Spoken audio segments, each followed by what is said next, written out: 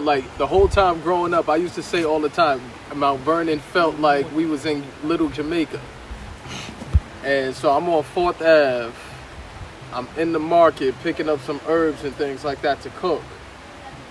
And the brother tells me, he says, Rastaman. He says in Jamaica, because I told him I was going, he says in Jamaica, we don't have a race problem. We have a class problem. Mm-hmm. And it's like what the brother was breaking down to me is that, like, a lot of times I think we spend too many conversations talking about how Jamaicans and Black Americans are different from each other. Mm-hmm. But one of the real differences that I think we do need to talk about constructively is the fact that this is an island where 90% of the people are Africans. Mm-hmm. We're 13% of the population in America. Yep. A lot of people don't know that. 13! A lot of people don't realize that there are white people who literally grow up and have never seen a black person other than a Tyler Perry movie or a rap song. So there are a lot of people that believe, that's why they say how dangerous the music is and stuff like that. There are a lot of people that believe that because that's the only thing they see. Absolutely.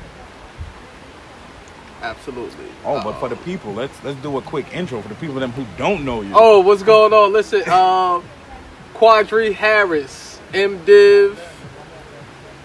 Come on, man. Not everybody's smart like you. You gotta tell them what MDiv means. That's a Master of Divinity from Yale Divinity School.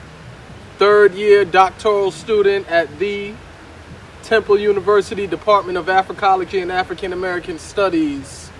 That just means that I'm about halfway through writing a dissertation or halfway through completing a doctoral degree in Africana Studies, where I'm looking at how we're showing up in African American Black churches as a continuation of what was happening in West Africa before they started packing us on those boats.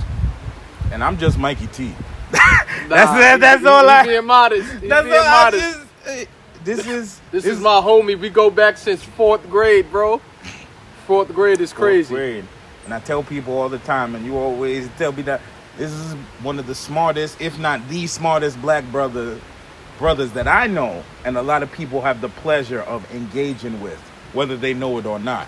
Most people wait until after somebody has transitioned to be able to give people their roses for their education and their brain. Oh, man. I'm going to give you those roses now. God bless always. you, brother. All praises belong and all glory belongs to the Creator, for real.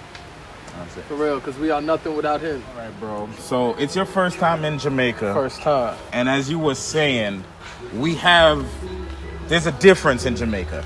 90% Africans in Jamaica versus 13% in America. In America. So when you say, when the guy said to you, there's a class problem in Jamaica, differently from a race problem, what did he mean by that? I think what he was getting at is, and we were talking about this yesterday, what should have happened after slavery, both in the United States of America and throughout the Caribbean and all of South America, should have been exactly what happened in Haiti. We're talking about a complete overhaul of the anti-African, anti-indigenous American Slavocracy, right? Mm-hmm. Unfortunately, that's not what happened in most of these places outside of Haiti. What occurred was people fighting for the opportunity to replace the European colonizers at the top of the social hierarchy. So now it's no longer, all right, we kicked the British out, or we kicked the Spanish out, or we kicked the French or the Dutch out. But now we're not looking to return to the same values that were sustaining us as a people prior to the British, the Dutch, the French, Spanish coming around. Mm-hmm. And that was the traditional African culture. That's what the Rastafari is all about. That's what the brother was telling me the other night when we were sitting down and he was talking. It was like that. Like what we understand to be African culture is the first human culture because it's about the unity of all being. What Europeans called ontology or first or basic philosophy, a lot of times they try to discredit how we're living amongst each other, saying like we don't have those things as African people, and it's not true. It's like we have ontology, and it starts with what the Rastaman talks about, the unity of all being. Because it's like understanding at a fundamental level that all of creation fundamentally is a reflection of the Creator. And when you walk and move and understand how all of this is a part of Jah,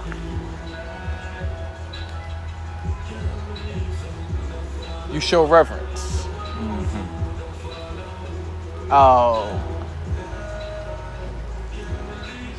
The classism, the capitalism. I like how you said it. We're not trying to be liberated. We're in a place where we're trying to replace the colonizer. And there are just people who look like us that are trying to replace the colonizer. Yeah. And that's wild. Yeah. And that's what I'll say. So in the context like of Jamaica, where 90% of the people look like you, look African, right? But we end up with a lot of, frankly, in all due respect, but a lot of corruption and various levels of government when you have people that look like us not living according to the social values that our ancestors tried to instill in us. Malcolm X gave a speech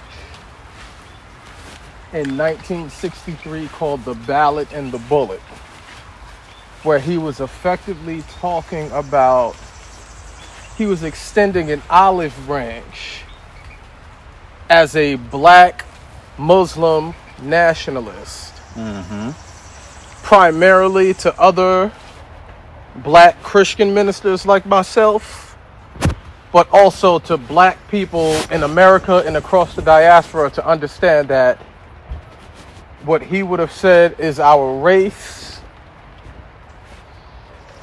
I think what I would say is our African cultural heritage. That needs to be our primary unifying factor. Put that above and before anything.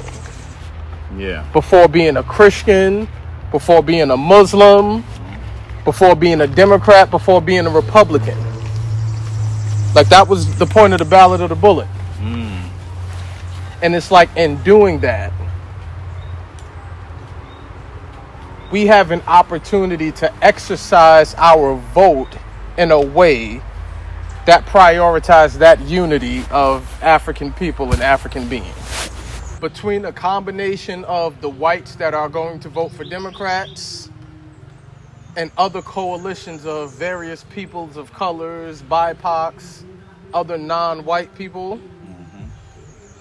makes up the constituency of the Democratic Party. Part of that constituency is them banking on north of 90% of African Americans voting Democrat.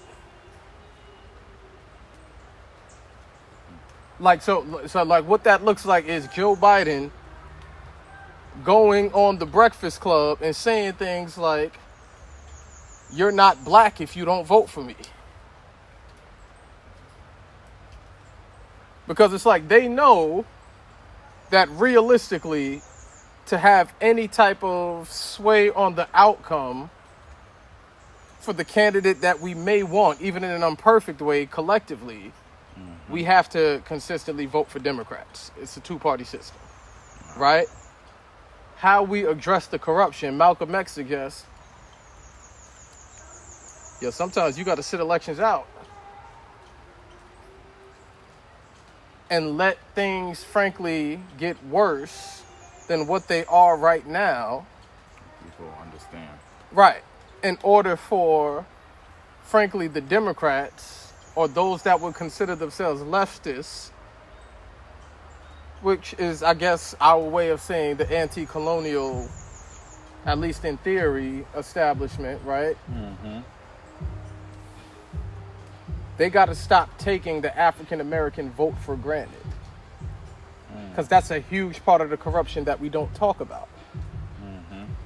Like, I'll tell you as a Christian minister, like, we know for a fact, every 4 years, anyone that's significantly running for national office is going to seek out the aid of black pastors to help them get elected. Yeah. The same is true on the local elections, the midterm elections, governors, mayors, all of that. All of that. Right? We address the corruption by those politicians and those figures have to understand they can no longer make us empty promises. How Damien said it. Come on. To win election, them trick me. And then them don't do nothing. Like, Yeah. And it's like that has been consistently happening with African Americans in the Democratic Party because they understand in a very wicked way that the only viable alternative is the Republican Party, which is the party of the colonialists. We ain't gonna go with them, so it's like they are only options. Malcolm X told us in 1963, sometimes we might have to sit shit out, let it get worse, make some uncomfortable sacrifices in order to advance this fight forward, for real.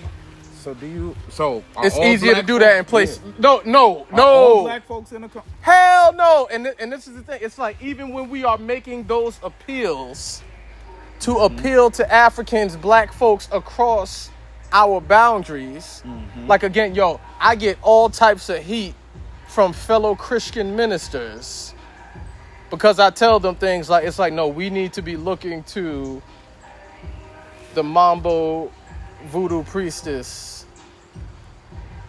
and the practitioners of Obia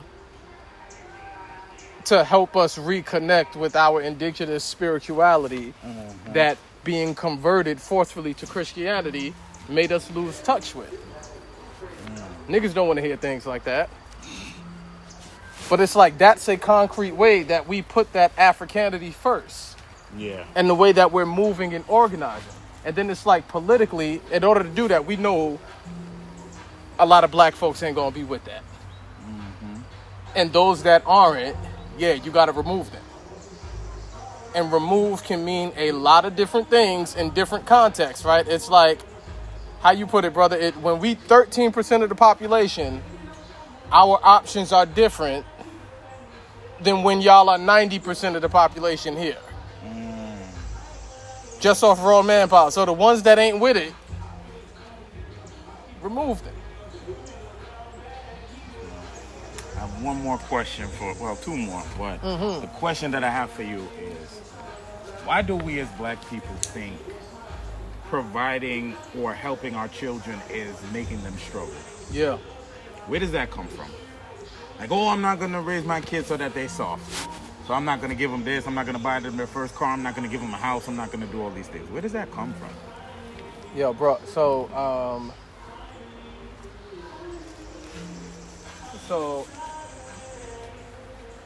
coming to the question of a lot of our problems as Africans in America, ancestor W.E.B. Du Bois, who, and again, he got some problems. Like, he was essential to the movement that got Marcus Garvey deported from America.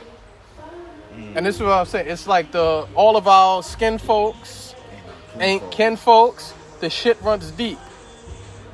For real, because like I'm the greatest scholar that we've ever produced as an ethnic group was on some op shit that got Marcus Garvey deported. It's complicated. He helps us understand, though, that book he writes in, I think it was 1899, called The Philadelphia Negro. Again, just a few decades after we're emancipated from slavery. Like, basically inventing the discipline that we call sociology, going door to door. I think it was in the 7th and 9th wards of Philadelphia at the time, collecting like basic data on how formerly enslaved Africans are living in America. It's crazy. It's like asking them things like, how many people are living in this house? What are the things that y'all are eating on a daily basis to sustain yourselves? How are you raising your children? Like, what values are, how are you instilling ethical and cultural values in them, right? And he comes to the conclusion, like, factually, I think he would say at least, the Negro is definitely inferior to the white man in this country, without question. And he's talking about the concrete realities, like how they are living, their living condition, the material resources that they have access to. Without question, Negroes are inferior to white people in the United States of America. It's not their fault. They've been conditioned to be slaves for the past however many hundreds of years. And when we were kind of sort of trying to do something about it, they stopped Reconstruction abruptly and never gave us an opportunity to really fix ourselves in ways to recover from slavery. A lot of things that we're doing to each other is betraying that fundamental understanding that we're all reflections of the Creator. Because of, like my grandmother used to call it, that crab in the barrel mentality, right? Like the way we were conditioned as slaves that we're always going to be fighting for scraps. Like there's not enough to go around, so I got to get mine at the expense of my brother or my sister. All right, bro. So that was amazing. that was a conversation that I think a lot of us need to have and need to understand more. But before we get to dip in this river, I have to ask you, how you enjoying Jamaica? Bro, I'm absolutely loving it. This is my first time here. I promise you it will not be my last. I will definitely be back, man. The hospitality, nobody here is treating me like a tourist. I'm getting the full treatment. They embracing me. It's almost like a welcome home party. And it's like, those are the type of things we're talking about. Like when y'all are on an island for hundreds of years, where we're able to keep indigenous West African culture, because that's exactly what Jamaica is, a land that was able to keep West African culture alive. Because y'all are 90% of the population, like as an African American descendant, 90% of the population on the land is just, like, that's a miracle to me. I'm able to reap the benefits of our ancestral culture by visiting this land. Hundreds of years after they tried to take all of this away from us. It's beautiful. I'm eternally grateful. Like it's, and a whole lot more of us need to tap into this energy for real. Like it's magical, man.